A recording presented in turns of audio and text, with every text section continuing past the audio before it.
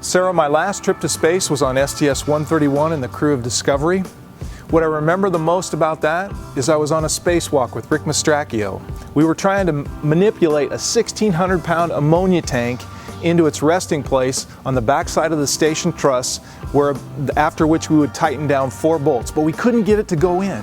We tried everything we could think of, and the ground control team told me to go back to my toolbox and grab a hammer and whack it with a hammer. Well, I'm here to tell you this hammer is about the size of a meat tenderizing mallet, and it doesn't carry much weight, and whacking a 1,600-pound ammonia tank with a hammer did us absolutely no good. So we thought about what was going on. We went back and undid all the things that we had connected before, and it settled in miraculously into place, after which we could tighten down the four bolts and leave that ammonia tank in space where it still exists today. I think my first unreal moment on the International Space Station was the day of my first spacewalk, July 23rd, 2007, as I opened the hatch on the airlock and looked at the blackest black I'd ever seen in space. I was holding on with 3 fingers onto a handrail as I locked the hatch in place, just watching the blackness and thinking, I was born to be here right now doing this. Well, Adriana, that's a great question.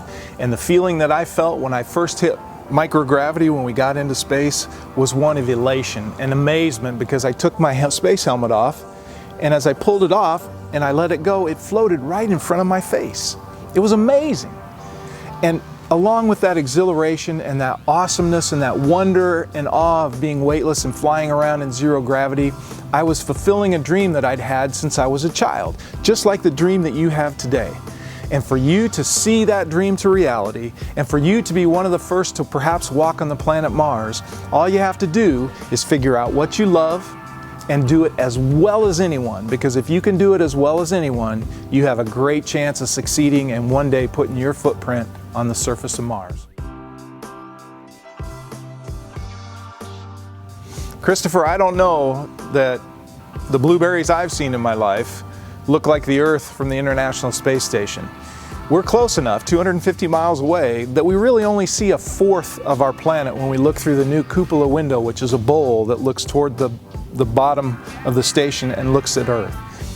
So the Earth looks like the most beautiful painting you could ever imagine, but that painting changes instantaneously almost every second.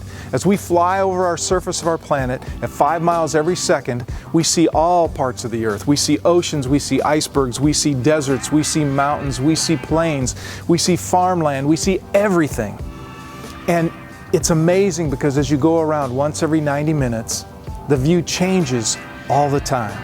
So one of my favorite pastimes, go to the window, grab a camera, and take snaps. Thanks to all the Visit Houston followers for those great questions. It's been an honor for me to answer them today for you, and I look forward to seeing you around our great city.